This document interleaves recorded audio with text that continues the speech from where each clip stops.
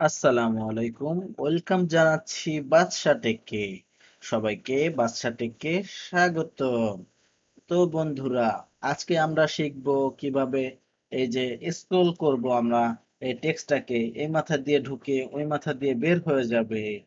তো সেজন্য যে কাজটা করতে হবে আমাদেরকে, সর্বপ্রথম টেক্সট ফাইলটাকে আমরা যেটা লোগো আকারে আছে এটা লোগো আকারেই উপরে নিয়ে রাখছি। রাখার পরে এটার আরেকটা অল্টার চাপ দিয়ে নিচে কিন্তু আমরা নিয়ে আসছি। তো নিচে আনার পরে এটাকে আমরা একটু সরিয়ে নিব। সরিয়ে নিয়ে আমরা এটাকে কি করলাম, সরিয়ে নিয়ে আসলাম। সরিয়ে আনার পর এটাকে আমরা ছোট্ট একটা ফাইলে রূপান্তর করব। সেই জন্য যে কাজটা করতে হবে আপনারা জানেন যে এখান থেকে আমাদের এটাকে কাট করতে হবে। কাট করার পরে আমরা এটাকে আবার এখান থেকে সিলেক্ট টুলে চাপ দিব এন্ড এটাকে আমরা বড় করে নিব। বড় করার জন্য যে কাজটা করতে হবে তা আপনারা জানেন যে এর নিচে থেকে এটাকে রাইট বাটন দিয়ে ক্লিক করে বড় ছোট করা যায়। এখন আমরা এখান থেকে কি করব, ট্রান্সফরমেশন আমরা যুক্ত করে দিব। যুক্ত করার জন্য আমাদেরকে এখান থেকে এটাকে পজিশন ঠিক করতে হবে এবং সাথে সাথে কিন্তু এই যে এই লেখাটাকে আমাদেরকে স্ক্রল করতে হবে।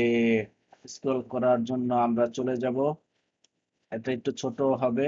এই যে এখান থেকে এ পর্যন্ত চলে গেল।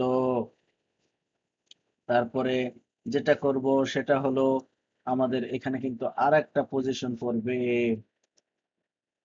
হ্যাঁ, তারপরে এখান থেকে আমরা যদি একটু চালিয়ে দেখি সেক্ষেত্রে বিষয়টা কি হয়।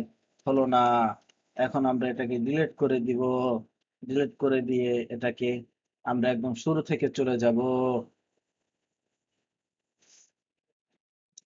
বন্ধুগণ, এটা হচ্ছে আমাদের বাদশা টেক।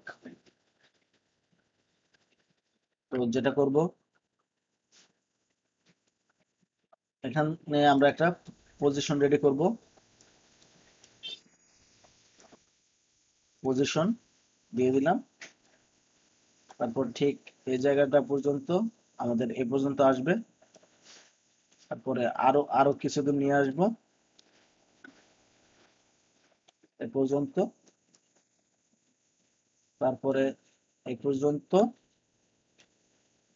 তারপরে পজিশনে এটা পুরোটা কি ভারিয়ে যাবে। চলুন এখন আমরা শুরু থেকে দেখি এটা কিভাবে কি হয়। এটাকে একটু সাইজটাকে ছোট করে দেই। চলুন বন্ধুগণ, আরো যদি একটু ছোট করে দেই।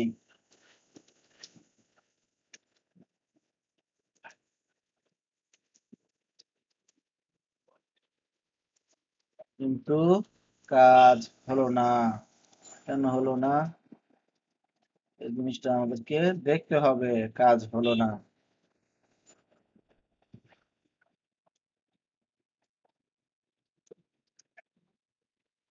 এটা কেন জানে হচ্ছে না, যাই হোক।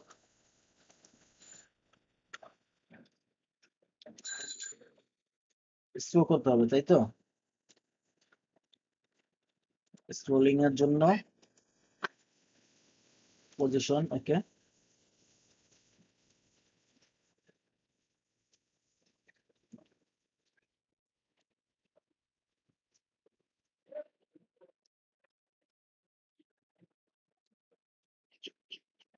এই যে এবার দেখুন, এই যে কাজ হয়ে গিয়েছে। হ্যাঁ, এটা কিন্তু এখান থেকে